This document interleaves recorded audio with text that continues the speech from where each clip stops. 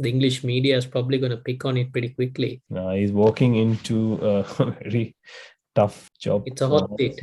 Yeah, because they are hungry for results. It's almost like they don't want England to drop that. And if you want a guy who's been so consistent and been building up over time, Matthew Mott is a guy who ticks that box. I don't know what more he has to do to get picked to play Yeah. for England. If we move on to what's happening in Sri Lanka, Sri Lanka is playing a domestic T20 tournament. This is not a time we normally play first-class cricket in Sri Lanka. And we have a lot of cricketers in England playing league cricket. And this is a 24-team tournament playing in 4 groups. Bhanuga Rajapaksa returned from the IPL and straight away went to play a game from the airport and scored 154 balls or something. We're still in the early stages of this tournament, so we'll keep an eye on that, Bora, because Nasun Chanaka and all these white ball players are playing in this tournament.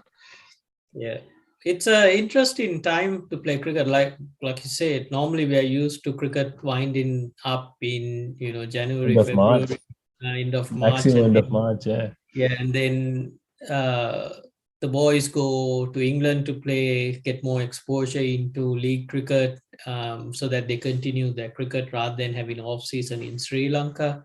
May is generally monsoon rain, so not a lot of cricket you're able to play. And then, I'm just going back in time when I was playing cricket in Sri Lanka. You then, as an emerging player, you get ready for the under-23 tournament back in the day, which then transitions through to Premier cricket. Yeah.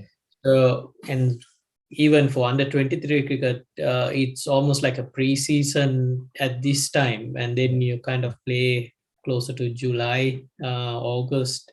From memory, might be this is long back. I don't want to shoot my age out here, but just not used to cricket being there. But obviously, there might be reasons behind them playing it. It's just some of the players who are in England have gone over to England. It's a good source of income for a lot of the domestic players going there to support their families. But they also misses a piece of the cake of trying to push for national selection or even an SLP, the SL T20 tournament being put in their hands up to be picked as a local player. So it's a bit of doesn't sit well when you have players who can't make they had to go to England, otherwise that window is going to close up, and now having a domestic tournament in between doesn't help, because I think there was a lack of communication out to the players to let them know what's happening. So a bit disappointing from that aspect. No, I had to agree with you with that. Talking about England, England has picked a test squad, and guess what? Anderson and Broad are back. Bora, now this so-called new era of English cricket, with Rob Key being the director of cricket and Brendan McCullum as the red ball coach and Matthew Mott as the white ball coach. And when they go ahead and pick the test squad, it's basically the same squad. They went back to the old players. Yeah, I know they're playing in England and Anderson and Broad are their best bowlers. But if you look at this bowling attack, Mark Wood is injured. And these all 3 bowlers will bowl at the same pace. And Jack Leach get the nod ahead of Matty Parkinson, who's been taking wickets for Lancashire. I don't know what more he has to do to get picked to play in England. It's interesting. I guess we just got to give them time to see them settle into their roles. I think Rob Key, it's easy to be. They've made it. Obviously, tried to come to. They made a decision with what they want to do. But in the past as well, that's the challenge. I think Joe Root and even the previous selectors to the coaching staff would have had is how do we transition through Broad and Anderson.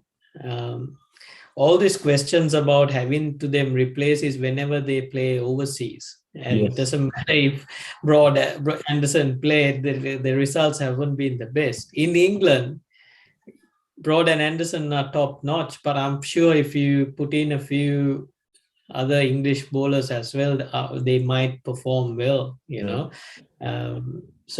They still got to keep transitioning them out. It's no point bringing them all back together Yeah. because it depends how much years of cricket they have. So, I mean, Chris Wokes would be good to have in that England camp. He'll do well with the Duke's ball. Yeah. Um, but I guess it's more to let's calm the ship down a bit by bringing the two players we know who are top notch in England, gets us of an advantage, and hopefully once that the ship is settled a bit, then again start transitioning out what they want to do. But um, their batting still a bit of an unknown. So after the summer, we'll realize what's happening with their batting. What they did with the county cricket is they prepared flat wickets so the batsman can score runs, and lots of batsmen have been scoring lots of runs. So don't know whether that'll be the case when it comes to that first test at Lords. It'll be interesting. I was a bit surprised that James Vince didn't find his way into the batting order. So they've been rough on him, haven't they? Yeah, and if they want a player like they want to keep persisting, I think he would have given him a better run. But the summer will result on how Rob Key's decision making is. Same with Brendan McCullum. He's done a lot of franchise cricket, a big gig to fill in an English setup. I mean, he edged out, I think, Gary Kirsten in the running to become a coach. So, and Gary Kirsten's a real good coach in the circuits. So he's done international teams really well. He's coached India well, and he's had pretty good successes. So they've gone with a very aggressive move with McCullum and Stokes. So we'd like to see whether they stick to that form of playing characters as well. So yeah, right. What do you think about Matthew Mott's appointment? First thing when I saw that news was how many years has he signed the deal for? And it's a 4-year deal. So, when I first saw the news, I thought, Bora, okay, he'll be there for a year, maybe 2 years. Then they'll get Morgan to take over the coaching role with the white ball team. But 4 years, so that's a fairly long time in international cricket. And Matthew Mott had he had lots of success with Aussie women's team. They've been dominating. They've been raising that bar so high that no one can reach them. But it's a completely different ball game with men's cricket, and because the oppositions are like you have more teams which are equally matched when they're playing against each other. Yeah, I guess he'll bring a lot of off-field skills as well. Having managed a dominant Australia women's team, he'll know to handle emotions well as build on skills. Getting the women's team to where they are, like you say, no one can get close to them. That in itself is a massive achievement. So he'll be able to transition that into the English camp as well. They need a little bit of a refresher because look, they are dominant in white ball cricket, but it's almost like they don't want England to drop that. And if you want a guy who's been so consistent and been building up over time, Matthew Mott is a guy who ticks that box because he's made sure Australia women's team doesn't drop the ball and suddenly have a slump in that. They've actually been able to keep persisting. So that when you look at that, it's a pretty good strategy to go with a guy who knows how to keep the performance as well as raise the bar. So, and a 4-year deal, that's a pretty good result. That shows the trust they have in him. And might be, like you're saying, to transition Morgan into the English camp from a mentorship, like Brendan McCullum, he says he's not a technical coach. He's more of a guy who's, mentor and then working through. So, Morgan can do that. He's got all the success in that aspect. So you got the technical skills development to a certain level of coaches, and you got guys who are mentoring.